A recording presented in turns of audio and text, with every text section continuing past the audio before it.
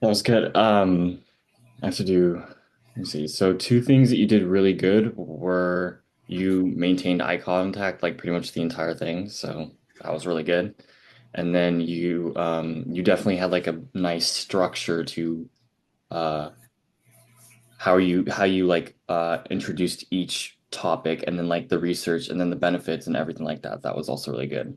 Thank you. Um, the only critique that I have is you just all you did you just got a little nervous at the beginning, but I don't know if that's like you can really like fix Yeah, that. That's just nerves. So, totally. Yeah, no, but I yeah, agree.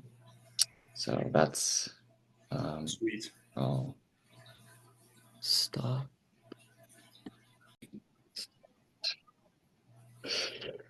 Okay. Hello, my name's Alec Winterton. I'd like to start with a quote from the Greek philosopher Epictetus.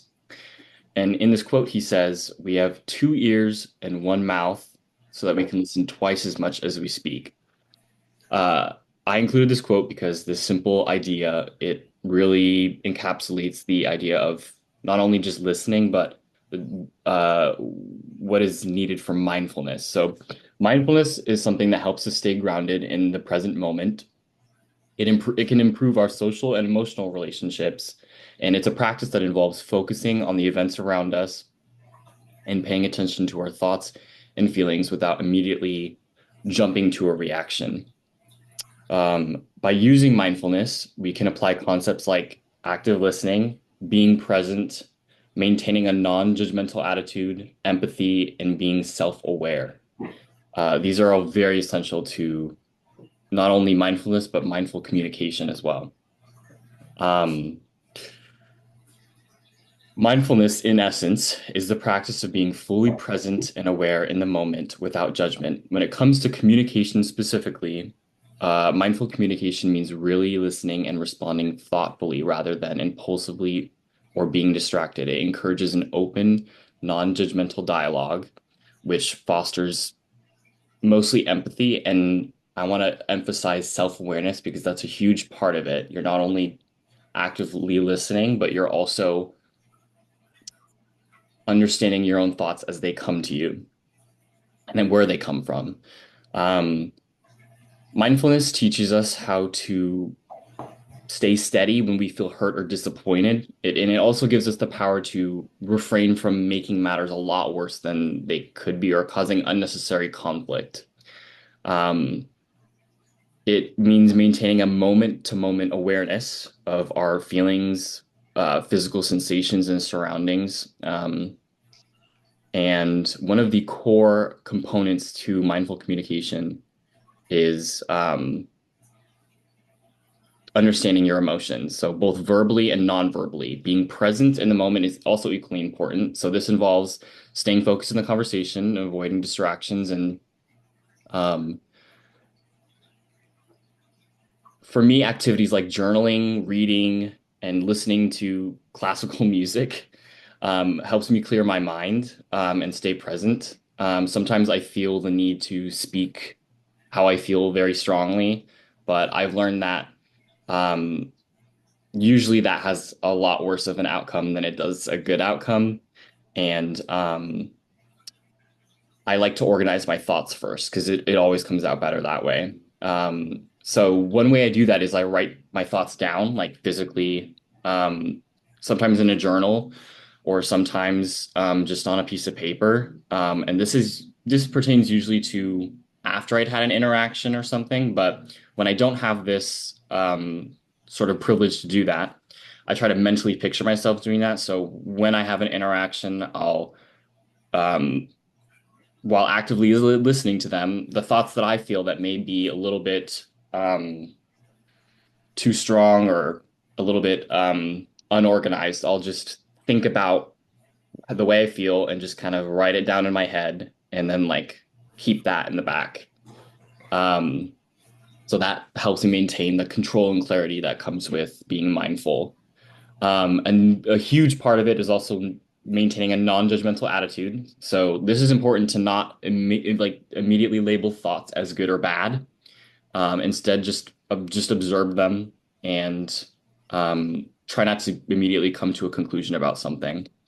And then another thing I wanted to bring up was, well, this isn't exactly meditation, but um, I found that my brain becomes a little bit, I don't want to use an informal language, but a little bit rotted from watching so much different types of short form media.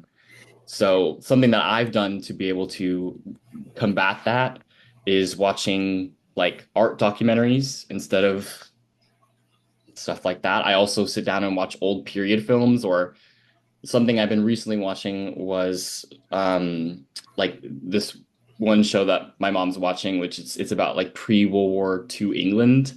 And though it's not something I was normally like drawn to, it actually helps me like it takes my full attention because I have to listen to them and I have to understand their accents and I have to understand the of what's going on and the intricacies of all like past history type related things. It's pretty um like it takes a lot of focus, which is a huge part of being mindful. And I've noticed that it's helped sharpen my mind. Um and the last thing I wanted to talk about was empathy. And empathy, it plays a huge role in being mindful.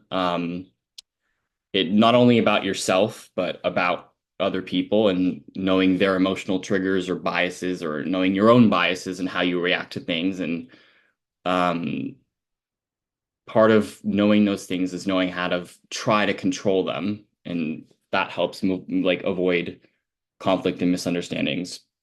So the benefits of mindfulness, especially when applied to communication, is it can improve relationships, reduce conflict, increase the ability to handle disagreements with people. And it also has been known scientifically to help with stress and sleep.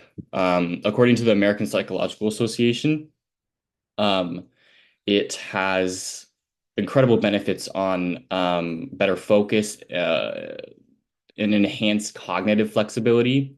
And I want to talk about a study that they did where they had three groups of people. Um, two of the groups, one of them was a civilian group of just people that don't meditate.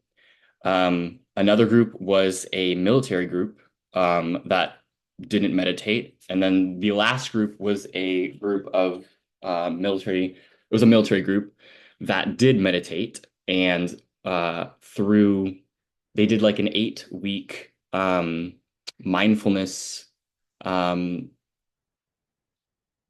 course sort of thing. And they found that at the end of it, it actually improved the mindfulness group's memory, which is a huge thing for me. Like I know that memory is a huge thing that I want to keep, and it's not. It's cool that just doing a little bit of meditation can actually improve how much you remember things. Um, so, in conclusion, mindfulness is a powerful, very powerful tool for communication. It helps us stay grounded, present, and it makes it makes it easier to understand ourselves and other people. And by practicing it, we can become better listeners, um, and more empathetic in our responses to people. And these skills can improve our relationships and our quality of life overall. And as the research shows, uh, it makes it way easier to face the challenges of everyday life. So that's it. Thank you. Very nice, very nice.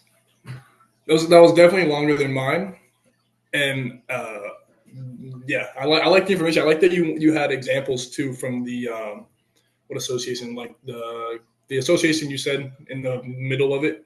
Forgot the Mhm. name. Yeah, I like that. I also we both had pretty similar issues with like the slow start. We both kind of had the nerves, Yeah. if you will, but it's understandably. I don't do this every day. I'm sure you don't. Yeah. And yeah, no, I liked how yours encapsulated like active listening and a couple other things, empathy and all that other stuff. That was super cool. Yeah, no, that was great to listen to. Thank you. You're welcome. Okay.